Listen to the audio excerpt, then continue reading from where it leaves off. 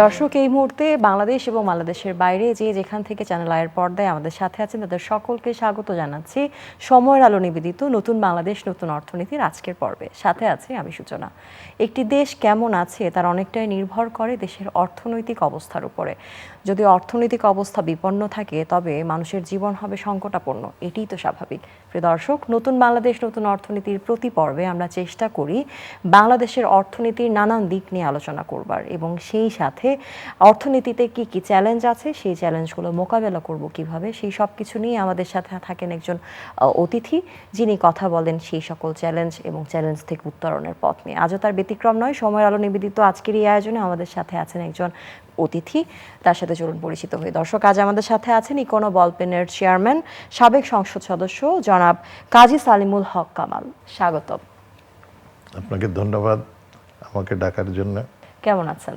আলহামদুলিল্লাহ ভালো। দেশের অর্থনীতির উন্নয়নে ব্যবসার জন্য আসলে পরিবেশ বান্ধব অবস্থাটা জরুরি কতটা, এই বিষয়টি নিয়ে আজ আমরা কথা বলবো, বিস্তারিত আলোচনায় যাব। তবে তার আগে দর্শক চলুন দেখে আসি JQ গ্রুপের উপর নির্মিত একটি প্রামাণ্যচিত্র।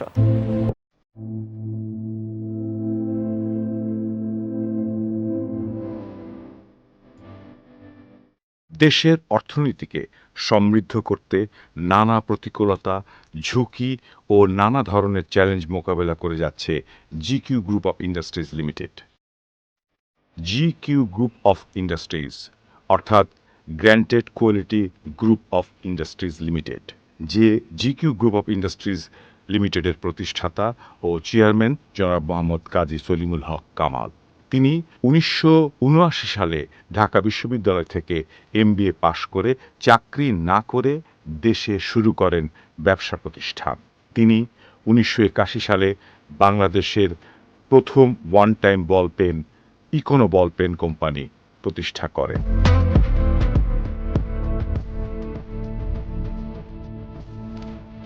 ইকোনো লেখে চমৎকার, এক কলমে মাইল পার। বহুল প্রচারিত এই স্লোগানটি এবং কলমের গুণগত মান সারা দেশব্যাপী ছড়িয়ে পড়ে দ্রুত।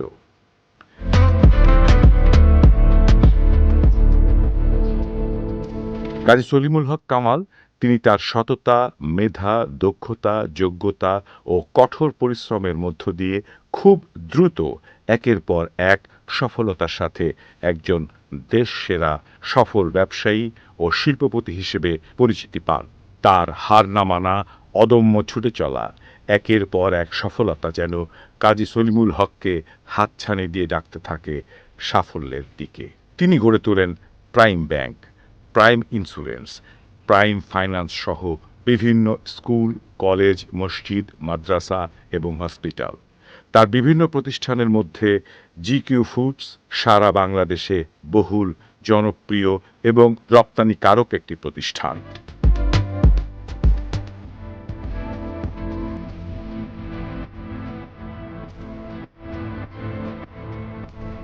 GQ ফুডসের গুণগত মান সম্পর্কে জানতে চাইলে এই কোম্পানির ব্যবস্থাপনা পরিচালক বলেন, জিকিউর যে একটা অ্যাব্রিভিয়েশন আছে, গ্যারান্টেড কোয়ালিটি। জি মানে গ্যারান্টেড, আর কি হলো কোয়ালিটি।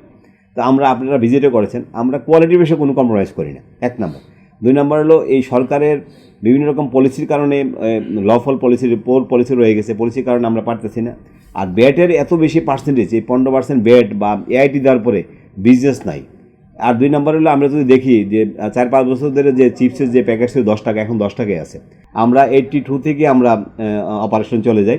82 থেকে এই পর্যন্ত 2024 পর্যন্ত আমরা কোনো বছর ডিভিডেন্ড বাদ দেইনি আমরা। যদিও আমরা এখন মানুষের চাহিদার চেঞ্জ হয়েছে বা তাদের কারণে আমাদের পেন অনেকটা মার্কেটে কম দেখতেছেন আপনারা।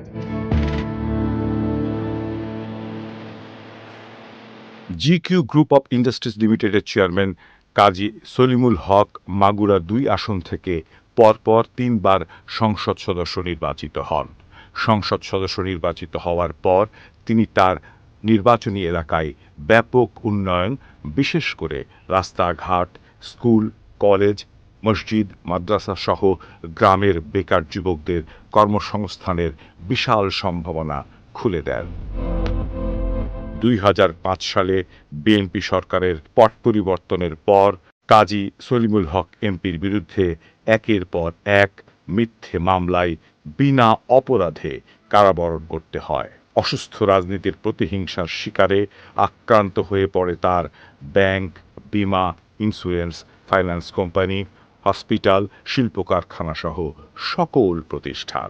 ইকোনো বলপেন সহ বেশ কয়েকটি কারখানা বন্ধ হয়ে যায়। কর্মহীন হয়ে পড়ে অনেক শ্রমিক। 5ই আগস্ট ছাত্র জনতার গণঅভ্যুত্থানের পর তিনি কারামুক্ত হয়ে আবারও দেশ ও জাতি গঠনে, দেশের অর্থনীতিকে সমৃদ্ধ করতে, দেশের বেকার যুবকদের কর্মসংস্থানের সুযোগ সৃষ্টি করতে নিরলসভাবে দিন রাত কাজ করে যাচ্ছেন। তার স্বপ্নের প্রতিষ্ঠান ইকোনো বলপেন আবারও বাজারজাত করার জন্য প্রস্তুতি নিচ্ছে। শুধু তাই নয়, জিকিও ফুডসের প্রতিটি পণ্যের গুণগত মান নিশ্চিত করে দেশের চাহিদা মিটিয়ে তিনি বিদেশে রপ্তানি করার দৃঢ় প্রত্যয়ে এগিয়ে যাচ্ছেন। পাশাপাশি দেশের উন্নয়ন অগ্রগতিতে, জাতীয় অর্থনীতিতে অগ্রণী ভূমিকা রেখে যাচ্ছেন। এদেশের সাধারণ ব্যবসায়ীদের প্রত্যাশা সকল ধর্ম, জাতি, বর্ণভেদে প্রতিহিংসা ও নাশকতার রাজনীতি পরিহার করে এদেশে একটি ব্যবসা বান্ধব পরিবেশ গড়ে উঠুক, এমনটাই প্রত্যাশা সকলে। দর্শক, দেখে এলাম জিকিউ গ্রুপের উপর নির্মিত একটি প্রামাণ্যচিত্র। চলুন কথা বলে আমাদের আজকের অতিথির সাথে। আমরা প্রামাণ্যচিত্রটি দেখে এলাম এবং এই মুহূর্তে আমরা সরাসরি আলোচনায় চলে যেতে চাই, এবং আলোচনায় যাবার আগে আপনার কাছে যে প্রশ্নটি আছে সেটি হলো, আপনি একজন ব্যবসায়ী, আপনি একজন রাজনীতিবিদ বটে, এবং সেই সাথে দুই পরিচয়ের সাথে আপনার পথ চলা দীর্ঘদিনের। এই দুই পরিচয়ের মধ্যে কোন পরিচয়টিতে আপনি বেশি স্বাচ্ছন্দ্য বোধ করেন এবং গর্ববোধ করেন? আমি তো আসলে দেখেন, আমি আগের ব্যবসায়ী। আমি 69 সালের থেকে ব্যবসা করি, ইন্টারমিডিয়েট পাস করার পরের থেকে। তো তারপরে এর ভিতরে পড়াশোনাও করি, ব্যবসা করি। আমি রাজনীতিতে আসি 94 সালে।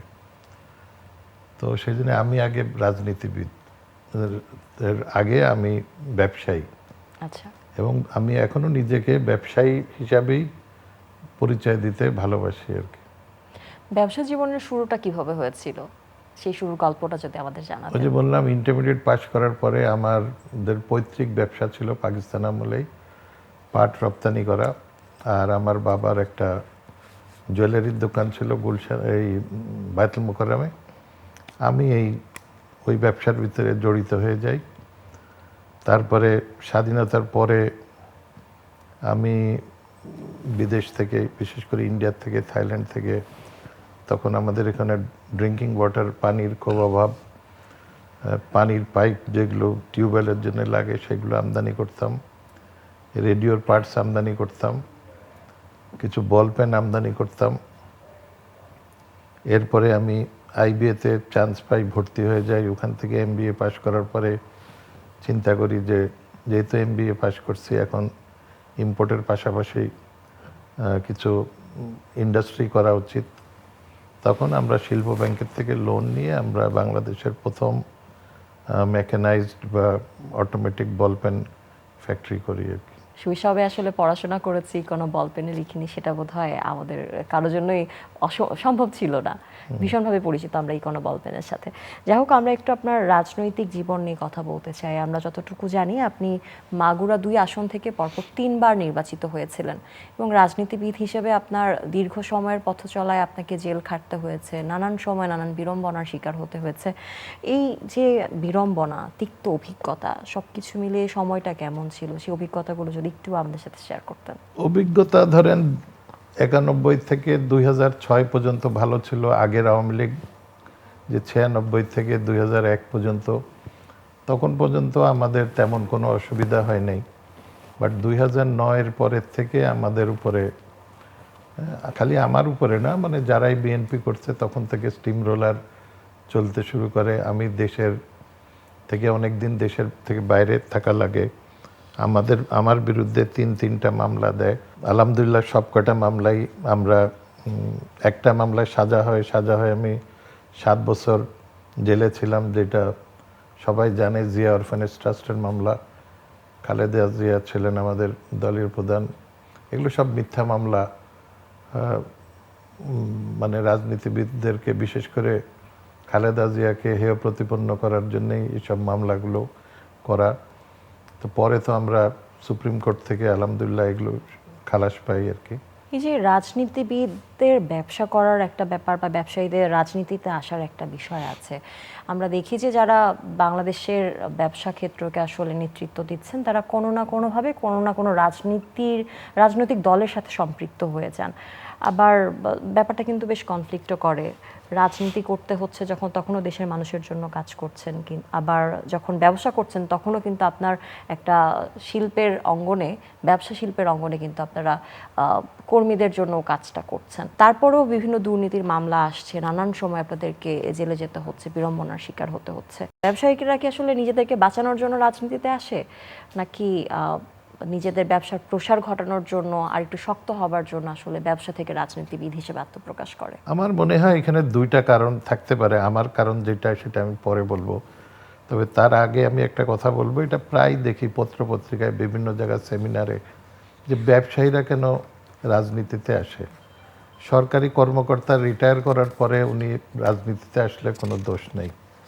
আর্মির জেনারেল সাহেবরা বা এই ওনার রিটায়ার্ড করে ওনারা রাজনীতিতে আসলে কেউ কিছু বলে না, ডাক্তাররা আসলে বলে না, উকিল আসলে বলে না।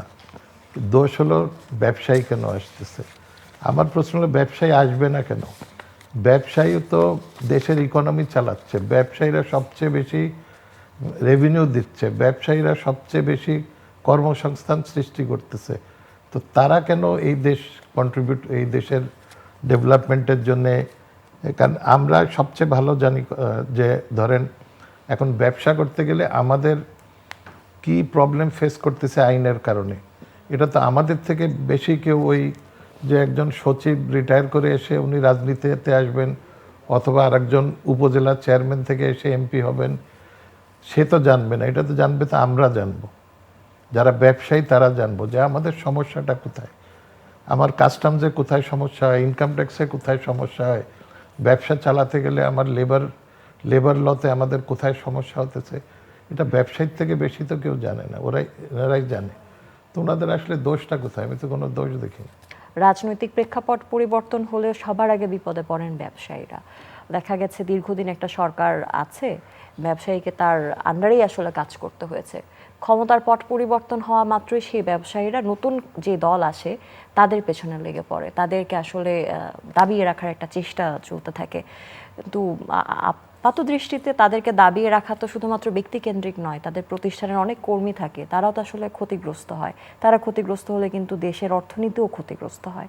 এই বিষয়টাকে আসলে আপনি কিভাবে দেখবেন? রাজনীতির রোষানলে কেন ব্যবসায়ীরা পড়বে, প্রতিষ্ঠানগুলো পড়বে? পড়ার কথা না। আপনি যদি আইন সঠিকভাবে করেন, আপনি আইন এমনভাবে করে রাখছেন যে আইনে অনেক অ্যাম্বিগুইটি আছে, ভেগনেস আছে, যে কারণে আমাদের সরকারি কর্মকর্তারা বা যারা আমাদের রেগুলেটর তাদের অনেক ডিসক্রিশনারি পাওয়ার। এখন আমি কথার কথা একটা জিনিসের জন্য অ্যাপ্লাই করলাম, আইন যেহেতু স্বচ্ছ না, আমাকে দিতেও পারে, নাও দিতে পারে। আর আমি যদি তখন অপোজিশন পার্টির হই, আমাকে দিবে না। আমি যদি সরকার পক্ষের পার্টি হয়, আমাকে দিবে। এই জন্যে মানুষে তখন, আপনি আইন স্বচ্ছ করে ফেলেন, কোন ব্যবসায়ী চাবে যে আমি খামাখা ওই রাজনীতিবিদের পিছনে ঘোরাঘুরি করব? তাকে তেল মারার তো প্রয়োজন পড়ে না। আপনি আইন স্বচ্ছ করেন। এই যে আমাদের প্রজন্মের কথা যদি আমরা বলি, আমরা তো আসলে সে অনেক বছর আগে জন্মেছি এরকমটা, কিন্তু আমাদের জন্মের পর থেকে আমরা এই পরিস্থিতিই দেখছি। আমরা যদি বলে থাকি যে ৫ আগস্টের ছাত্র জনতার অভ্যুত্থানের পরবর্তী সময়ের কথা, সেই সময়ের পরেও দেখা গেছে যে আসলে এই দেশের যারা ব্যবসায়ীরা আছেন তারা চরম অস্থিতিশীল একটা পরিস্থিতির মধ্যে পড়েছে। আসলে এই পরিস্থিতিটাকে স্থিতিশীল করবার জন্য এবং ব্যবসায়ীদের জন্য আসলে সুযোগ সুবিধা সৃষ্টি করাটাও খুবই গুরুত্বপূর্ণ বিষয়। তো আপনার কি মনে হয় বর্তমানে যারা ব্যবসায়ী আছেন বা আগামীতে যারা ব্যবসায় আত্মপ্রকাশ করবেন তাদের জন্য সরকারের নীতিমালাটা কিভাবে গুছিয়ে মানে গুছানো নীতিমালা উচিত, হওয়া প্রণয়ন উচিত করা একদম উচিত? ক্লিন। নীতিমালাটা স্বচ্ছ হওয়ার দরকার। আর স্বচ্ছ না বলে আমাদের ট্যাক্সের এটা স্বচ্ছ না। আমরা যদি এখনো যে পত্রপত্রিকায় দেখি বা আপনাদের নিউজ চ্যানেলেও যেগুলো দেখতেছি, যে ব্যবসায়ীরা এই পলিটিক্যাল ক্লাউটের কারণে তারা, যদি আমি ব্যাংকের কথাই বলি, আজকে ব্যাংকিং সেক্টরটা ধ্বংস হয়ে গেছে শুধুমাত্র এই পলিটিক্যাল ব্যাকিংয়ে। এটাকে আমি লোন বলবো না লুটপাট বলবো জানি না, এটা অ্যালাউ করার জন্যে। কিন্তু এইটা যদি বাংলাদেশ ব্যাংকটা যদি নিউট্রাল থাকতো, এসিসি যদি নিউট্রাল থাকতো, সিকিউরিটিজ এক্সচেঞ্জ কমিশন যদি নিউট্রাল থাকতো, যারা রেগুলেটরি বডি যারা আছে তারা যদি নিউট্রাল থাকতো, তাদের চশমা থাকবে ক্লিয়ার উইদাউট এনি ফিল্টার। কে আওয়ামী লীগ করে, কে বিএনপি করে, কে জামাত করে, তারা তো দেখবে না। সত্যি কিন্তু তাই হওয়া উচিত। কি মনে এটা হয় আপনি আইন- দীর্ঘদিন ধরে আসলে একজন সিনিয়র সিটিজেন এবং সেই সাথে আপনি একজন রাজনীতিবিদ, ব্যবসায়ী, আপনার কি মনে হয় এই ফিল্টার আদৌ আমাদের দেশ থেকে যাবে কিনা? আমাদের যাওয়া উচিত, কারণ এইটা ছাড়া ডেভেলপ হবে না, এবং এই ফিল্টারটা যাওয়ার জন্য আইন স্বচ্ছ হতে হবে। একটু ভিন্ন প্রসঙ্গে যেতে চাই। ছাত্র জীবন থেকে আপনি ব্যবসার সাথে সম্পৃক্ত ছিলেন এবং ইন্টারমিডিয়েটের সময় থেকে আপনি বলছিলেন যে বিদেশ থেকে পণ্য আনতেন এবং বিভিন্ন ইনস্ট্রুমেন্ট আসলে আপনি সেল করেছেন দেশে, এটি নিয়ে আপনার ব্যবসা ছিল। আমরা যদি সিঙ্গাপুর মালয়েশিয়ার দিকে তাকাই, সেই দিক থেকে প্রাকৃতিক সৌন্দর্য, সম্পদ, খনিজ সম্পদ এবং সেই সাথে সৌন্দর্য সব কিছুর দিক থেকে কিন্তু আমাদের বাংলাদেশটা খুব বেশি পিছিয়ে নয়। জনসম্পদেও আমরা সমৃদ্ধ, কিন্তু তারপরেও দেখা যায় যে আমরা অনেক দিক থেকে পিছিয়ে পড়ে আছি। আমরা আসলে কেন পিছিয়ে আছি? আমাদের দেশপ্রেম, দেশাত্মবোধের কি আসলে কোথাও অভাব আছে কি না, বা কোথায় আসলে কমতিটা আছে যে কারণে আমরা একটা নির্দিষ্ট বেড়াজালের মধ্যে মানে আটকে আছে, আমরা কেন ফ্লারিশ করতে পারছি না? একটাই কারণ, আইন। কারণ আপনি তো জানি না ব্যবসার সাথে জড়িত না কিনা, আমি যেহেতু ব্যবসার সাথে জড়িত, আমার বাংলাদেশের একটা গ্রামের লোকও যদি একটা ব্যবসা করতে যায়, ধরেন একটা সে একটা ওয়েল্ডিংয়ের দোকান দেবে, মোটরসাইকেল, তার কি লাগবে? তার প্রথমে একটা ট্রেড লাইসেন্স লাগবে, তার মিউনিসিপ্যালিটিতে অফিসে দৌড়তে হবে, ট্রেড লাইসেন্স। ওখানে টাকা না দিলে, ফি তো আছেই, তার সাথে এক্সট্রা টাকা না দিলে আপনি লাইসেন্স পান না, ট্রেড লাইসেন্স পান না। তারপরে আপনাকে ভ্যাটের লাইসেন্স করতে হবে, তারপরে আপনাকে ইনকাম ট্যাক্সের যে টিন লাইসেন্স করতে হবে।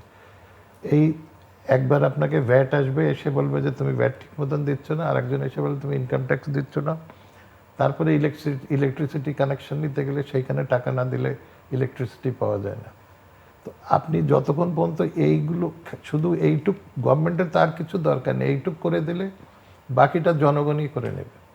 আমাদের বাংলাদেশের জনগণ অনেক এন্টারপ্রেনারশিপ আছে তাদের, তারা এগুলো ইজিলি করতে পারবে। খালি আপনারা আইনটা স্বচ্ছ করে দেন, আইনটা সিম্পল করে দেন, দেখবেন দেশ এমনি ফ্লারিশ। যাই হোক, আমরা আরেকটু ভিন্ন প্রসঙ্গে এবারে যেতে চাই। সেটা হচ্ছে 1981 সালে ওয়ান টাইম বল পেনের একটা প্রচলন হয় এবং সেই প্রবক্তা হিসেবেই বলা যায় ইকোনো বল পেনের যাত্রা শুরু হয়েছিল বাংলাদেশে। তো ইকোনো বল পেন তো আমাদের আবেগের অনেক গুরুত্বপূর্ণ একটি জায়গা জুড়ে আছে। আমি আমার স্কুল জীবনে ইকোনো বল পেনে লিখেছি। একটু জানতে চাই ইকোনো বল পেনের ওই সময়টায় আসলে কোন অনুপ্রেরণা থেকে ইকোনো বল পেনের ব্যবসাটা শুরু হয়েছিল? আমি যে বললাম না, আমি 1969 সালে ইন্টারমিডিয়েট পাশ করি। ওই সময় পাকিস্তান, আমরা তো তখন পূর্ব পাকিস্তান ছিল এটা, পাকিস্তানে একটা নতুন কলম বেরোয়, আমার এখনো মনে আছে, ফুল পেজ একটা অ্যাড আসে টেম্পো নাম করে। তখন খুব একটা ফুল পেজের অ্যাড আসতো না, তো ওই অ্যাডটা আমার মাথার ভিতরে এখনো, আমি চোখ বন্ধ করলে দেখতে পারি। তা আমি যে বললাম, যখন আমি MBA পাশ করার পরে চিন্তা করলাম যে কতদিন আর এই ট্রেডিং করব, এখন কিছু ইন্ডাস্ট্রি করার দরকার। তখন আমি বিভিন্ন জায়গায় ঘোরাঘুরি করে, আমার তখন তো ইয়ে ছিল না, ফ্যাক্সও ছিল না, ইমেলও ছিল না, আমাদেরকে তখন ওই টেলেক্স পাঠাতে হতো, টেলিগ্রাম টেলেক্সের মাধ্যমে বিদেশে যোগাযোগ করতে হতো বা চিঠিতে যোগাযোগ করতে হতো। আমার অফিসে টেলেক্স ছিল না, জিপিওতে যে টেলেক্স করতে হতো তখন। তো যাই কী করে, আমরা তখন শিল্প ব্যাংক থেকে লোন নিয়ে, আর ICB আমাদেরকে কিছু ব্রিজ ফাইন্যান্স করে দিয়ে, আমরা 3 বন্ধু মিলে আমরা এই বল পেন শুরু করি।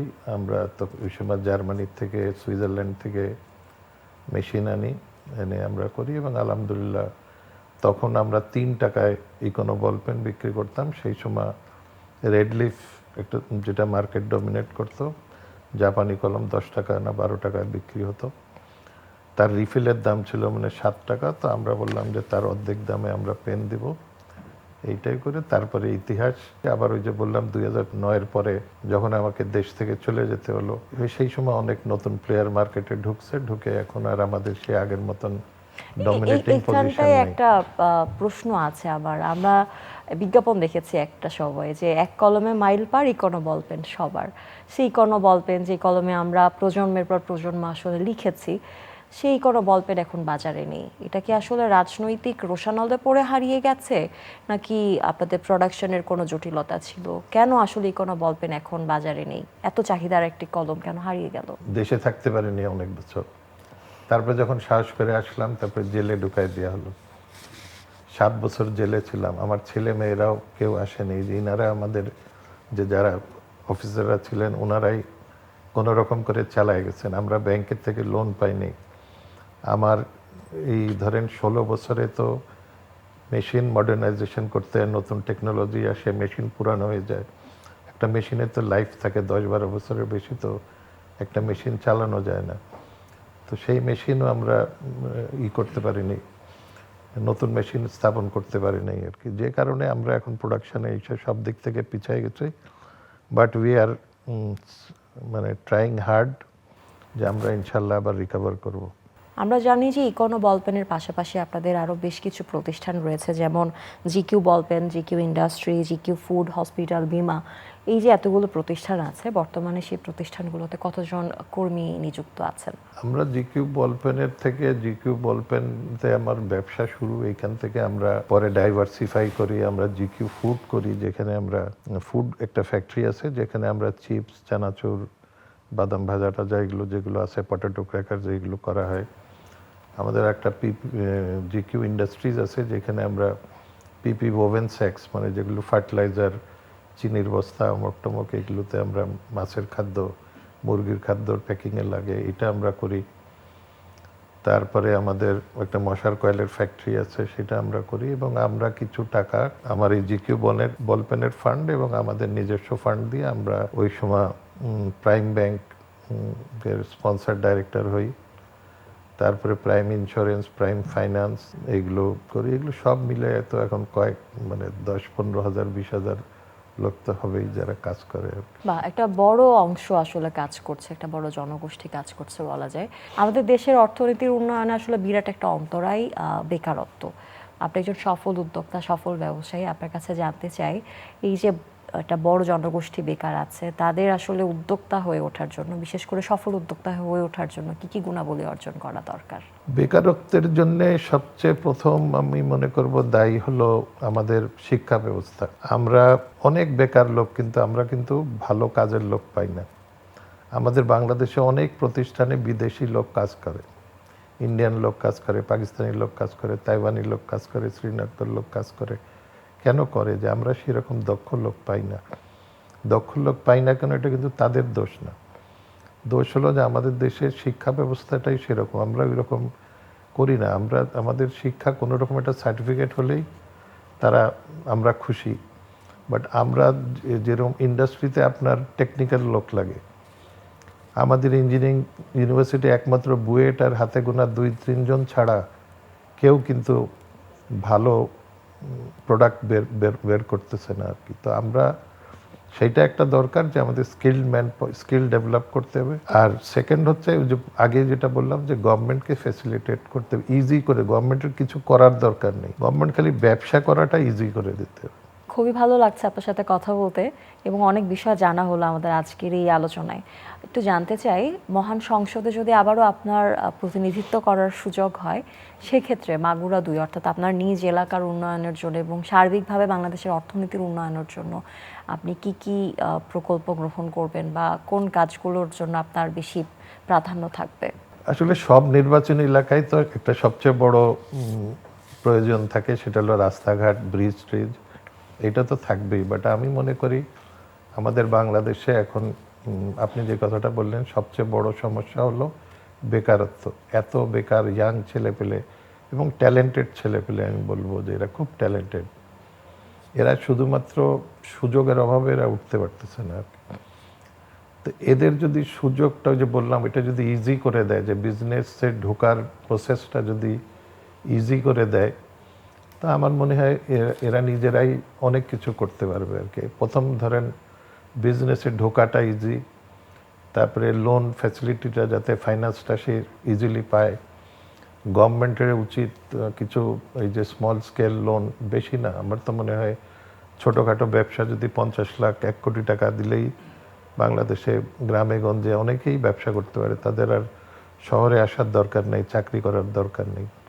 এগ্রিকালচারে যদি তারা যায়, সেটা দরকার আছে। এগ্রিকালচারে এখন অনেক ইয়াং ছেলে পেলে কিন্তু তারা এই যে ফ্রুট কাল্টিভেশনে আম লাগাচ্ছে, লিচু লাগাচ্ছে, এগুলো করতে, যেগুলোতে খাটনি একটু কম সেগুলো তারা করে। তো তাদের মার্কেটিংয়ের সুবিধার জন্য যদি করা যায়, কারণ এখন দেখেন কৃষক কিন্তু সঠিক দাম পায় না। কৃষক, আপনি যদি আমার মাগুরার কথাই বলি, আমার একটা মাগুরার আর যদি বেগুন বেচে 10 টাকা করে, এইখানে সেটা 50 টাকা করে ঢাকায় আসে। তো কেন এই দাম বেশি? এর কারণে অনেকগুলো হাত ঘুরে আসে, প্লাস রাস্তায় চাঁদাবাজি, মাস্তানি, অমুক টমক এগুলো তো আছেই আর কি। তো আপনারা এইগুলো যদি বন্ধ করে দেওয়া যায় কোঅপারেটিভ করে, যেরকম ইন্ডিয়াতে কোঅপারেটিভ করে তারা খুবই সাকসেসফুল, বিশেষ করে দুধের ক্ষেত্রে কয়েকটা তো কোঅপারেটিভ আছে ওয়ার্ল্ডের ভিতরে সবচেয়ে বড় তাদের কোঅপারেটিভ। আমরা এরকম করা উচিত কিছু। তো আমি জানি না এখন এই সরকার কতখানি কি করতে পারবেন। তো এখন আমাদের নতুন বিডার যে চেয়ারম্যান আসছেন, উনি তো সবাই বলে খুব এফিশিয়েন্ট। আশা করব যে উনি যেহেতু আছেন, উনি খালি ওই বিদেশ থেকে বিলিয়ন বিলিয়ন মিলিয়ন ডলার ইনভেস্টমেন্টের কথা চিন্তা না করে আমাদের এই দেশি যারা আছে ইনভেস্টার, ছোট ছোট ইনভেস্টার, এদের লাইফটা, এদের বিজনেসে ঢোকাটা সহজ করে দিলে অনেক বেশি লোক চাকরি পাবে। কাজী সালেমুল হক, আপনাকে অসংখ্য ধন্যবাদ এত চমৎকার আলোচনার জন্য, এবং আমরা বিশ্বাস করি যে এই বিষয়গুলো নিয়ে আমরা কথা বলেছি, আলোচনা করেছি, সেই বিষয়গুলো আসলে খুব দ্রুতই আলোর মুখ দেখবে। আমাদের যা প্রত্যাশা আছে সেসবও পূরণ হবে এবং বাংলাদেশ এগিয়ে যাবে। আপনাকে ধন্যবাদ আমাকে এই অনুষ্ঠানে ডাকার জন্য। আমিও আশা করব যে যদি আমাদের এই অনুষ্ঠান কেউ, যারা এখন ক্ষমতায় আছেন, ওনারা দেখেন, অ্যাটলিস্ট কিছু চেঞ্জ করলে আমরা অনেক ভালো করতে পারবো। দর্শক, কথা বলছিলাম কাজী সালেমুল হক কামালের সাথে, এবং সেখানটায় আমরা আলোচনা করেছি বাংলাদেশের অর্থনীতির উন্নয়নে ব্যবসা ক্ষেত্রে পরিবেশ বান্ধব হওয়া আমাদের জন্য কতটা জরুরি। আমরা বিশ্বাস করি যে আমাদের আজকের এই আলোচনা থেকে আমরা বেশ কিছু চ্যালেঞ্জ খুঁজে পেয়েছি, এবং সেই চ্যালেঞ্জগুলো উত্তরণের আশা আমরা রাখছি আমাদের সরকারের কাছে। আমাদের জনগণের সহযোগিতা আমরা প্রত্যাশা করব, এবং সেই সাথে সব কিছুকে সাথে নিয়ে বাংলাদেশ অনেক দূরে এগিয়ে যাবে। সে পর্যন্ত সকলে ভালো থাকবেন, সুস্থ সুন্দর থাকবেন সময়ের আলোর সাথে, যারা সত্য প্রকাশে আপোষহীন থাকবেন চ্যানেল আয়ের সাথে, এবং নতুন বাংলাদেশ নতুন অর্থনীতির সাথে। আগামী পর্বে আবার হাজির হয়ে যাব নতুন একটি পর্ব নিয়ে।